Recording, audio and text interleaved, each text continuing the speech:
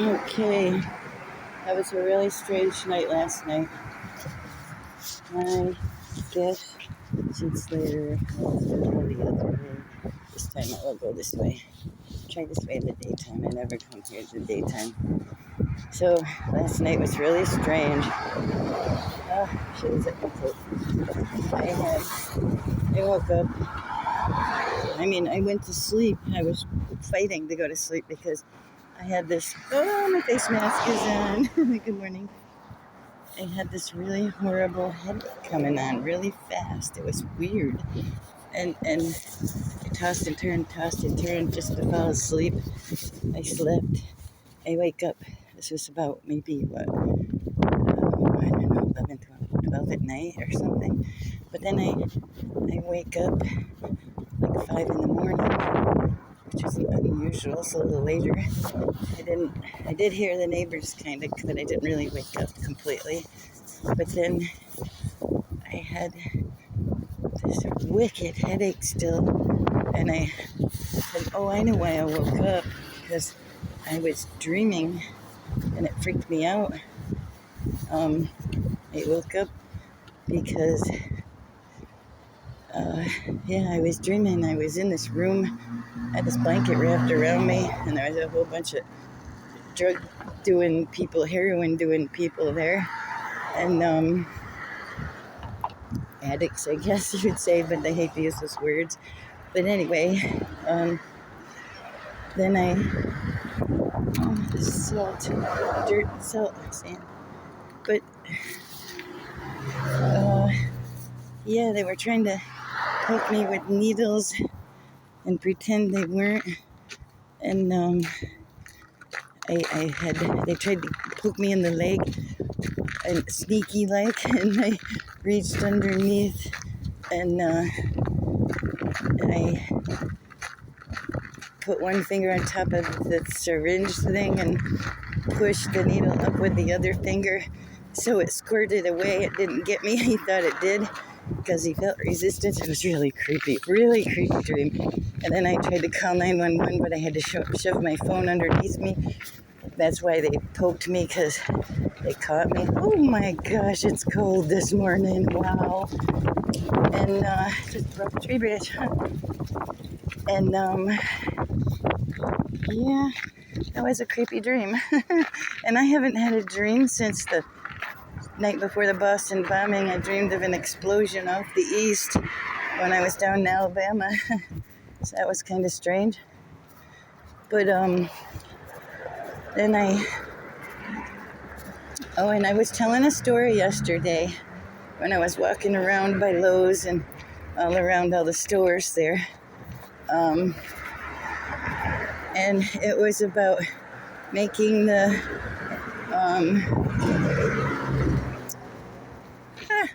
porch for Joyce, the other great grandma of my great and grandma kids. So anyways, she was, it was dangerous. You step out of her door, and because of where the water leaked off the little tiny flap of a roof, it got rotty, and it was soft and broken, and they put a piece of bent plywood on it, and it was not in good shape itself. So, anyway, the whole thing was all about they couldn't find somebody to do it for them, couldn't get anybody to do it for them. And I said, I can do it, even though I had no idea, and I never did that before, but I looked at it, and I said, yeah, I can do this. So I told her I could do it for just the price of the stuff. She doesn't have to pay me, because I know she doesn't have a lot of income. So I got my oldest grandson. I said, hey, could you help me? You have a screw gun. Could you help me? Could you put a screw in here, and help me out with this?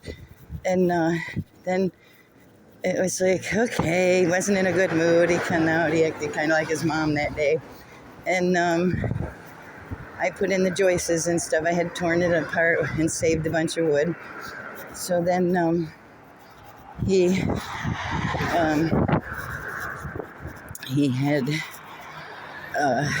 was helping me. I got my other grandson out. I'm like, hey, can you help me? And he's always a sweetheart, except he had no confidence. And he's like, well, I don't know what to do. And I'm like, that's okay. I never know what to do until I start doing it. And so he went and did that. He helped me.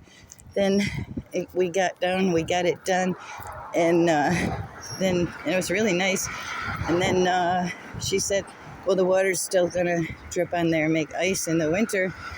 So what I did was I had her Brickwater School, independent school. I don't know what that means.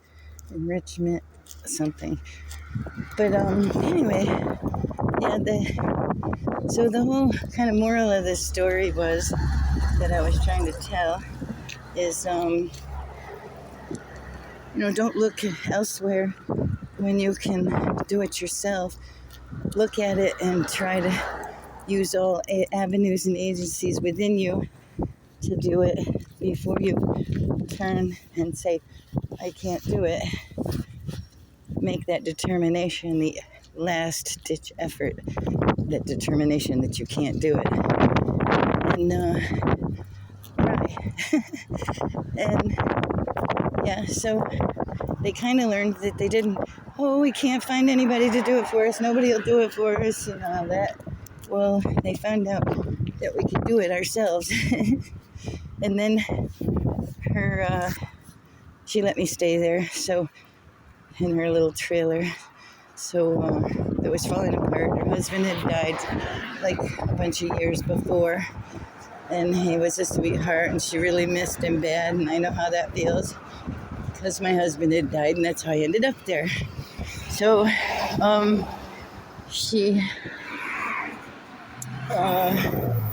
her tile on her living room floor was breaking and chunking up in pieces every time we went through, and I didn't want her to trip on it because she herself needed hip operation replacements. And so I went and helped her by I scraped it all up. She already had the tile, but her husband was gone and he couldn't replace it. And it was broken all up in the hallway, so I did the hallway, which was small. And then I was like, hurry up, Jennifer, her daughter, and my ex-daughter-in-law. Then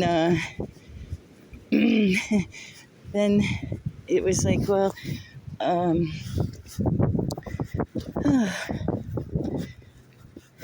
I did the living room, which was a bigger job, and cleaned it all up and had it all fixed for her.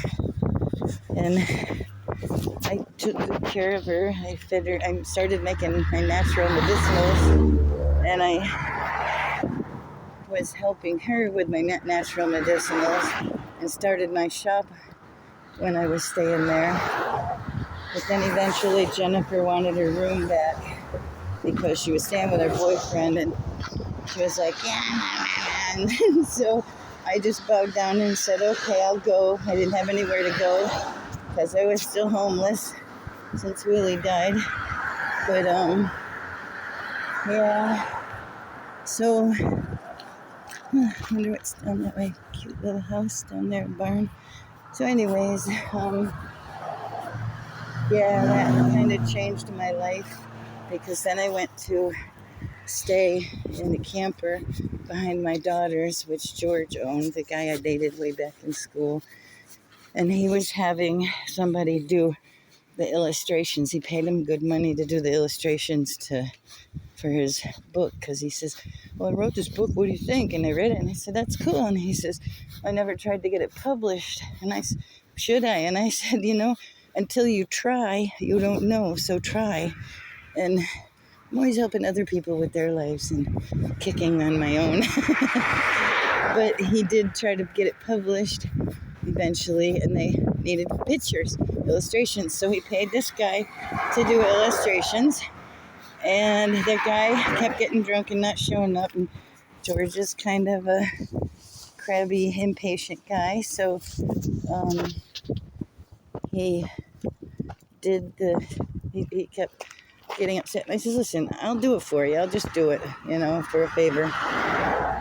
And he's like, well, here's what he drew. He drew a bear and a bunny. So I used that bear and bunny to go by to draw all the pictures with all the bears and bunnies, and he wanted, and all the other animals, and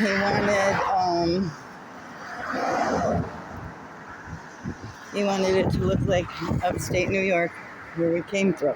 Excuse me. The book that he wrote, that I illustrated, is Johnny Jake, the Hairless Hare by George Christian.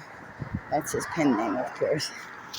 And yeah, it's now published, so now I'm a published illustrator, even though he wrote it funny because he didn't know how to write it with the guy designing the animals and me doing all the illustrations. I kind of was disappointed with that, but I don't say anything, and I didn't get paid for it, so it's all okay. This bench.